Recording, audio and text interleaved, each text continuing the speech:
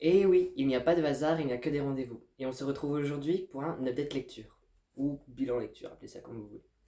Je voulais vous parler des lectures que j'ai pu lire les mois précédant la création de ma chaîne, parce que forcément il n'allait pas apparaître d'ici les prochaines vidéos, et je trouvais ça dommage. Et en même temps, ça vous donne un petit peu du contenu en attendant les updates lecture du Pumpkin Autumn Challenge qui va arriver fin novembre, début décembre. Donc voilà, on commence tout de suite par un livre que j'ai beaucoup aimé. Et je voulais vous en parler parce que j'ai aimé et que je vous le recommande, mais parce que l'auteur vient demain en France. Bon, il est déjà en France, mais là à Paris. Demain, il vient à Lille pour dédicacer l'apparition de son nouveau roman. Euh, et, et donc je vais me faire dédicacer celui-là, dédicacer le nouveau, je pense. Et donc voilà, il s'agit de Et ils meurent tous les deux à la fin de Adam Silvera aux éditions Robert Laffont. On va suivre ici Rufus et Matteo qui vont être appelés par Deathcast le jour de 24 heures avant leur mort plutôt. Et donc Deathcast, c'est une agence qui, qui a été mise en place pour justement avertir les gens qu'ils vont mourir. Ils reçoivent un appel 24 heures avant leur mort et comme ça ils décident de comment occuper leurs dernières 24 heures. On ne sait pas comment ils vont mourir. Eux, du moins, ne savent pas comment ils vont mourir. Nous non plus, on va le découvrir à la fin. Et donc vraiment, le cheminement, c'est de... Et maintenant, qu'est-ce qu'on fait? Maintenant qu'on sait ça, qu'est-ce qu'on fait? Donc, les personnages, Rufus et Matteo, vont aller sur une application qui s'appelle Dernier Ami. Cette application, elle aussi, a été mise en place dans le cadre... en corrélation avec Deathcast, puisque cette application permet, en fait, d'avoir comme un dernier ami avant de mourir. Souvent, on peut trouver justement des personnes qui eux aussi ont été appelées par Deathcast, et donc ça favorise un peu les liens, puisque les deux personnes comprennent exactement ce qu'ils vivent, même s'ils ne savent pas vraiment ce qui les attend. Et donc ici, on va suivre donc deux garçons, comme je l'ai dit précédemment, Rufus et Matteo, euh, qui vont tomber petit à petit amoureux l'un de l'autre, et, et en fait, on va suivre le cheminement, justement, jusqu'à leur mort. On va suivre toutes les choses qu'ils veulent faire, toute leur liste, comme la bucket list avant de mourir. Aussi les choses qu'ils regrettent, les choses qu'ils auraient voulu changer. Et on va aussi les suivre dans justement les changements qu'ils vont apporter avant de disparaître de la Terre. C'est-à-dire qu'ils vont par exemple pardonner à certaines personnes ou, ou contribuer d'une certaine manière à la société. Voilà, on va suivre un peu ça. J'ai adoré ce roman, je peux que vous le conseiller. Si je devais donner une note, je mettrais 4,5 sur 5. Vraiment, je trouve la trame, l'intrigue très intéressante. Pour moi, elle est bien menée. Pour le roman qui arrive demain, enfin techniquement, il est déjà publié, mais juste comme je vais l'acheter demain et le dédicacer en même temps, c'est pour ça que je dis ça. Mais ce coup-ci, on va suivre deux personnages à l'aube justement de cette application Devcast, puisqu'ils vont être les premiers à, à être appelés en fait. Et le problème, c'est qu'il n'y en a qu'un sur les deux qui va être appelé et l'autre pas. Donc, on va suivre cette fois-ci un peu le désespoir d'un personnage de voir l'être aimé partir. Et je trouve ça encore plus intéressant que cette trame, ça doit être déchirant. J'ai très hâte. Je sais pas si je vais lire prochainement, mais en tout cas, j'ai très hâte de me le procurer. Ensuite, je parle d'un deuxième roman que je vois beaucoup passer en ce moment puisqu'il y a l'édition collector qui est sortie. Il s'agit donc de La vie invisible d'Adi Larue, de Vie Schwab, aux éditions Lumen. Ici, on suit Adi Larue, française, qui vit à Villon-sur-Sarthe, il me semble, en 1714. Euh, Adeline, donc au début elle s'appelle Adeline. Adeline Larue est très rêveuse et un peu rebelle, et donc elle ne va pas accepter le fait que sa vie soit dépendante d'un homme, d'un mari. Elle ne veut pas se marier, mais forcément, c'était pas la coutume à cette époque dans la société, et donc ses parents vont arranger un mariage. Le jour de son mariage, elle va fuir le jour de son mariage. On lui a averti de ne jamais prier les dieux à la nuit tombée, et en fait, Lors de sa fuite, elle prie les dieux et elle ne voit pas que le soleil se couche. Et malheureusement, arrive ce qui arrive. Ce n'est pas un dieu bienveillant qui va l'aider, mais voilà, on l'appelle d'ailleurs le ténébreux. Donc, elle va pactiser avec le ténébreux. Elle veut juste simplement plus de temps, de la liberté.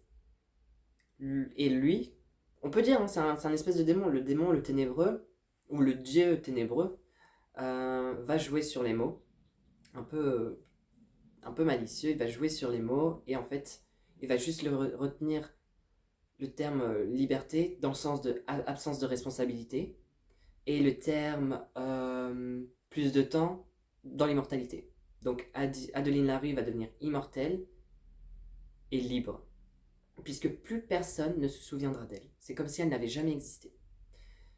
Elle a beau avoir une conversation avec quelqu'un, si cette personne détourne le regard, si elle passe 5 secondes hors de son champ de vision, l'autre personne a oublié. Et donc elle disparaît complètement dépensée. Et donc ça va être très dur pour elle. Par conséquent, on va suivre Adeline Larue tout le long de ses 300 ans, puisqu'on revient aussi en 2014. Il y a deux points de vue, il y a celui de la Adeline de 1714 et celui de 2014, où justement elle a appris à vivre avec les bons et les mauvais côtés de ce pacte, jusqu'au jour où elle va faire la rencontre d'un libraire qui lui va se souvenir d'elle. Et ça va tout chambouler dans sa vie, dans l'histoire, l'intrigue, ainsi que pour le ténébreux. Tout va être chamboulé, et je vous prie de croire qu'à la fin j'ai pleuré, et c'est rare que je pleure. Je ne peux que vous conseiller cette œuvre, elle est géniale. En revanche, attention, elle est dense. Ouais, 700 pages à peu près. Il n'y a pas vraiment d'action. Il y en a, mais c'est pas...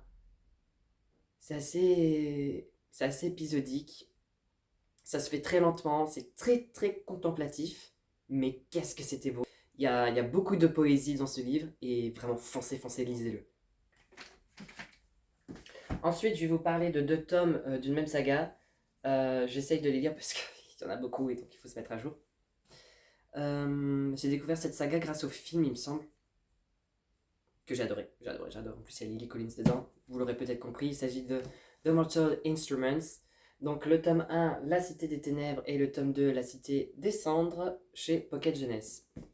Et donc c'est écrit par Cassandra Clare. Ici, on suit Clary Frey, qui est une jeune fille ordinaire, mais qui, le jour de son anniversaire, va commencer à voir des choses étranges, notamment un crime, un meurtre, sous ses yeux. Horrifiée, elle quitte la scène de crime, elle rentre chez elle, et puis sa mère n'est pas chez elle, en fait, elle est portée disparue. Elle retrouve l'appartement complètement saccagé, et c'est comme ça que va commencer la quête de cette jeune fille, la quête un peu d'identité aussi. Et elle va apprendre qu'en fait, c'est une Shadowhunters, une chasseuse d'ombre, pardon. Et donc, les chasseurs d'ombre chassent les ténèbres, protègent les humains du monde ténébreux. Et, et c'est plutôt cool. Je vais pas vraiment faire de résumé du tome 1, bah, ni du tome 2 du coup. En revanche, je trouve que le film est très très fidèle au tome 1, et du coup, je l'ai lu il y a un moment, donc j'aurais même pas besoin de le relire, il suffirait pour moi de voir le film. C'est rare que les films sont très fidèles au bouquin, mais là, vraiment, pour moi, c'était assez fidèle, c'était super, c'était sympa du coup. Et donc oui, dans le tome 2, on continue cette quête à essayer de retrouver la mère, aussi à savoir qui elle est, voilà, on poursuit toujours le méchant de l'histoire, puisque c'est assez manichéen aussi, le méchant de l'histoire qui est Valentin Morgenstern, qui lui convoite les artefacts, les instruments mortels, donc la coupe, l'épée, et je crois qu'il y a une histoire du miroir, mais ça je ne suis pas encore arrivé là. Et donc voilà, j'ai hâte de voir où est-ce que ça nous mène. J'ai mis une note de 3/5 pour le tome 2, parce que je trouve que ça avance lentement, c'est quand même plaisant et voilà, ouais. Je- on sait pas trop où on va. On y va avec plaisir quand même, mais on sait pas trop encore. Voilà, et pour moi, il y a des actions qui auraient pu être réglées en moins de chapitres que ça. Et bon, voilà, ça se lit, c'était sympa. J'ai hâte de voir la suite, surtout. Il paraît que les meilleurs tomes, ce sont les derniers, forcément, puisque faut savoir que ça a été écrit en 2007. Donc, c'est pas, j'allais dire même mentalité, oui et non, mais c'est surtout pas la même manière de penser. Et à cette époque, il n'y avait pas autant de fantaisie et de fantastique écrite. Donc, on retrouvait pas la même chose partout. Maintenant, quand on lit ça, ça paraît peut-être un peu plus fade que ce qu'on peut lire de nos jours, mais ça s'explique un peu aussi par l'époque. C'est comme les Twilight. Honnêtement, si on devait relire les Twilight, à part les vrais fans, il y a un petit décalage maintenant, je pense, avec ce qu'on voudrait lire. Donc voilà. Ensuite, je vais vous parler d'un roman espagnol, une fantasy jeunesse, que j'ai bien aimé, qui se lit plutôt bien, facile, et Et voilà, donc il s'agit de El Príncipe del Sol, de Claudia Ramirez Lomeli, qui est mexicaine si je ne me trompe pas, et donc c'est aux éditions Destino. Ici, on va suivre Émile et Elion, c'était des prénoms bizarres, Émile et Elion, qui appartiennent au royaume du soleil. C'est pour ça qu'il s'appelle El Príncipe del Sol, donc le prince du soleil. Euh, le monde de Fenray est divisé en deux royaumes, celui du jour et du soleil, qui s'appelle Alardel, je crois. Je me rappelle plus. Mince. Bref. Et donc le deuxième royaume qui est celui de la nuit et de la lune, Ilardiel. Ilardia, pardon. Il y a des pouvoirs. Les pouvoirs du soleil sont différents de ceux de la lune. Souvent, ceux de la lune contrôlent les énergies chaudes, donc le feu, la lumière, tandis que euh, les pouvoirs de la lune sont plutôt portés sur la kinesthésie, euh, les éléments de l'eau principalement, et ouais, tout ce qui est en rapport avec plus le mystique, tandis que les pouvoirs solaires sont plus sur tout ce qui est terre à terre, j'ai envie de dire. C'est comme ça que je le perçois en tout cas. Et donc, la quête de Émile, qui est le prince héritier de ce royaume, est de retrouver sa mère, puisqu'elle est portée disparue. On ne sait pas pourquoi. Les recherches n'ont rien donné, et on soupçonne le royaume voisin, celui de la Lune, de s'être emparé de la reine, de l'avoir kidnappée. L'enquête ne va rien donner jusqu'à ce que, à la fin, un gros revirement de situation que je n'avais pas vu venir. Et ça, je l'ai mis en point positif de la lecture parce que vraiment, j'ai été très surpris, j'ai adoré. Et donc voilà. Il y a une menace, on ne sait pas qui c'est, mais en tout cas, ça inclut des cristaux qui permettent justement d'amplifier les pouvoirs et de faire appel aux pouvoirs opposés. C'est-à-dire que si on vient du royaume solaire, on a des pouvoirs liés au soleil, mais grâce à ce cristal, on pourrait avoir des pouvoirs lunaires. Et donc ça pourrait mettre en danger les deux royaumes, puisqu'une guerre pourrait éclater justement pour convoiter ces cristaux. Euh, c'est presque ce qui va se passer selon moi. Et voilà, on suit aussi donc Elion qui est une fille mystérieuse, qui est arrivée un beau jour sur les plages du royaume du soleil. Elle va être adoptée, mais elle sent qu'elle est différente. Et en fait, ça va s'expliquer par la suite. Elle a une importance capitale, justement, dans cette quête, dans, dans aussi la course contre la montre pour obtenir les cristaux. Voilà, j'en dis pas plus. Il y a que deux tomes, c'est une duologie. Donc ça se lit assez rapidement. En plus, là, il y avait 300 pages, je crois. 337. Donc voilà, Je vous le conseille si vous savez un petit peu lire en espagnol. Selon moi, c'est pas compliqué. Après, je suis pas forcément objectif puisque je suis en fac d'espagnol, donc moi-même j'ai un certain niveau, mais voilà, en plus c'est de la fantasy jeunesse, c'est pas... Ici, le monde n'est pas détaillé comme ce serait dans Game of Thrones par exemple, ou Le Seigneur des Anneaux, ou que sais-je.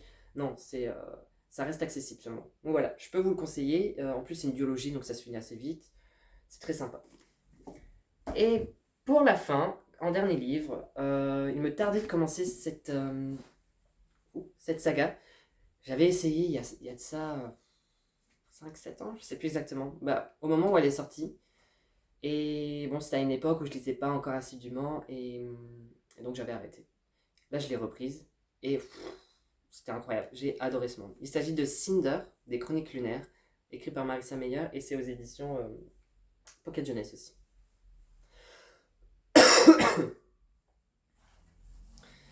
Et donc ici, c'est un monde...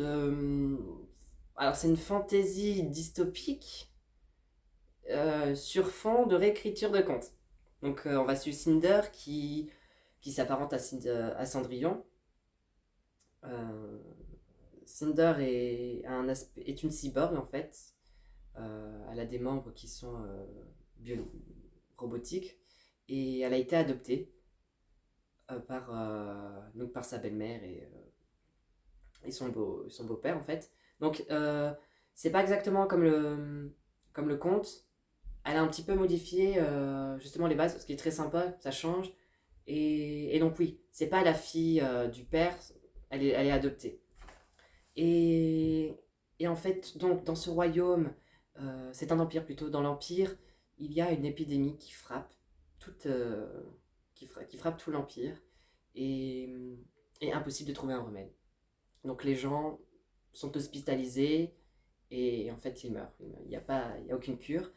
Donc on va suivre déjà cet aspect de devoir sauver une communauté, sauver un empire. Et en plus je l'ai lu bah, je le lis maintenant, voilà, on a un petit peu légèrement de recul sur notre crise sanitaire du coronavirus. Donc je trouvais que ça s'y prêtait plutôt bien. J'avais l'impression de comprendre un peu ce qui se passait. Et donc voilà, Cinder a soif de liberté. Elle veut s'émanciper, elle n'en peut plus d'être sous le joug de sa belle-mère puisqu'elle travaille pour elle. Le peu d'argent qu'elle récolte, c'est pour payer les factures de sa belle-mère. Et il faut savoir que les cyborgs dans l'Empire sont très... Alors pas très maltraités, mais c'est comme s'ils ne représentaient rien pour la société et donc on n'y fait pas vraiment attention. C'est un peu l'esclavagisme, honnêtement. Et donc voilà. Seulement, il y a une grosse menace, en plus de l'épidémie, c'est le royaume de la Lune. Donc sur la Lune, il y a aussi une communauté qui est dirigée sous une dictature, hein, clairement, par Levana, qui a des pouvoirs aussi euh, de... C'est de la télépathie. Non, la télépathie, c'est de lire dans les pensées, mais contrôler les pensées, je sais plus. Bref, elle peut contrôler, elle peut manipuler en gros les pensées des gens. Et donc tous vont la voir comme la reine à avoir, alors que c'est pas du tout le cas. Et, et donc elle va venir sur Terre pour essayer de pactiser avec l'Empire, l'un des empires sur Terre. Car il faut savoir que sur la Terre, il y a plusieurs royaumes, plusieurs communautés qui vivent, elles, en paix. Pour une fois, la Terre, elle est en paix, c'est la Lune qui vient nous embêter. Et, et donc oui, donc Kai va avoir de lourdes responsabilités car euh, il est il est l'héritier de cet empire. Et voilà, il va se passer des petites choses, des trahisons, tout ça. Et Cinder a un rôle très très important. Elle n'est peut-être pas qui elle pensait être. Et voilà, je peux pas vous en dire plus, mais franchement c'était génial, j'ai adoré. J'aimerais bien lire la suite. Voilà, je vous le conseille aussi. Là, la note, je mettrais 4,5 aussi sur 5. C'était juste génial. Donc voilà.